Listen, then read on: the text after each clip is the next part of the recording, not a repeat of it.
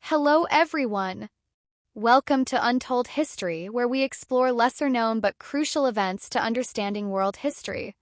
Today we move to China at the end of the 19th century, a country in crisis that was involved in a conflict that pitted foreign powers against Chinese patriots, the Boxer Rebellion. China had suffered decades of foreign intervention, unequal treaties, and the exploitation of its economy by Western powers. Since the First Opium War in 1839, the country had been forced to cede territories such as Hong Kong and to accept the influence and control of powers such as Britain, France, Germany, Russia, and Japan. This foreign domination not only impacted the country economically, but also deeply humiliated the Chinese people and undermined the authority of the Qing dynasty, which was on the verge of collapse. In this context of discontent and despair, a secret society called Yihequan emerged, known to Westerners as the Boxers, due to its martial practices that included traditional Chinese boxing. They espoused a combination of nationalism, tradition, and rituals that they claimed gave them supernatural abilities, such as invulnerability to foreign bullets. Fueled by a deep aversion to foreigners whom they blamed for the country's ills, the Boxers saw the eradication of Western influence, and in particular Christianity, as a necessary step in restoring China's greatness. The emergence of the Boxers occurred in an environment of crisis, where extreme poverty and famine were common, exacerbated by natural disasters and colonial exploitation.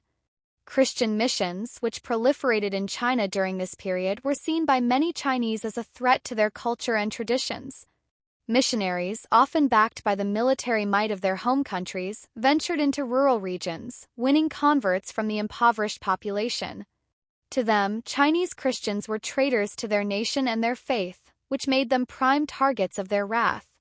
In 1899, rebellion broke out in northern China in Shandong province, an area that had been affected by foreign interference. The Boxers began attacking Christian missions, embassies, and Chinese citizens who converted to Christianity. The attacks were not only violent, but also symbolized a desperate resistance against the erosion of Chinese culture by foreign influence.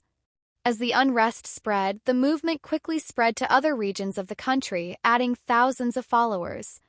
The situation was complicated when Empress Dowager Cixi, the most influential power figure in the Qing court, gave her tacit backing to the Boxers.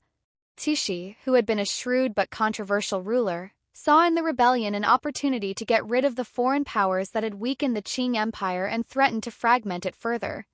Although the court was divided over how to handle the situation, Cixi chose to ally himself with the Boxers, an act that, while risky, reflected the regime's desperation to survive.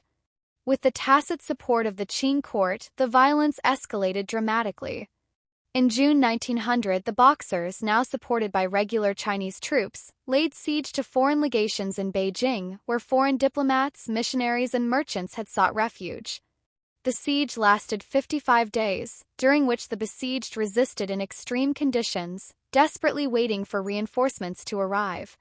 They firmly believed that their cause was blessed by superior forces and that, with the help of their rituals, they would defeat the foreign invaders. However, the Western powers and Japan, alarmed by the threat posed by the rebellion, formed an international coalition to put down the insurrection. This coalition, known as the Eight-Nation Alliance, was composed of troops from Austria-Hungary, France, Germany, Italy, Japan, Russia, the United Kingdom, and the United States. In an unprecedented show of force, Allied troops were deployed from around the world to liberate the besieged and restore control over China. The campaign was brutal and devastating for China. After breaking the siege of Beijing, the Allied troops not only rescued the trapped foreigners, but also carried out ruthless retaliation against the Boxers and any community that had supported the rebellion. This included looting, arson, rape, and mass executions, which further aggravated the suffering of the Chinese population. Towns and villages along the path of Allied troops were devastated, leaving a legacy of destruction and resentment that would endure for generations. By the end of 1901, the rebellion was finally crushed. The Qing Empire, weakened and humiliated, was forced to sign the Boxer Protocol, an extremely onerous treaty that imposed severe reparations on China, the execution of leaders of the rebellion, and the permanent deployment of foreign troops on Chinese territory. Not only did this treaty represent an immense economic burden for China, but it also meant a significant loss of its sovereignty, further cementing foreign control over the country.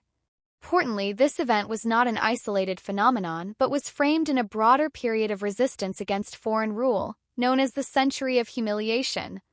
Since the First Opium War, China had been forced to cede territory and trade privileges to foreign powers through a series of unequal treaties.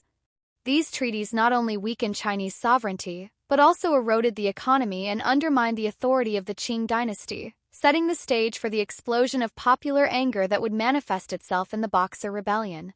Another critical aspect was the role of Christian missions in the conflict. Christian missionaries, often backed by their respective governments, settled in many regions of China, where they promoted their faith and, in some cases, intervened in local affairs. This group and many Chinese saw Christianity as not only a spiritual but also a cultural threat, as it undermined the Confucian traditions and values that had sustained Chinese society for centuries.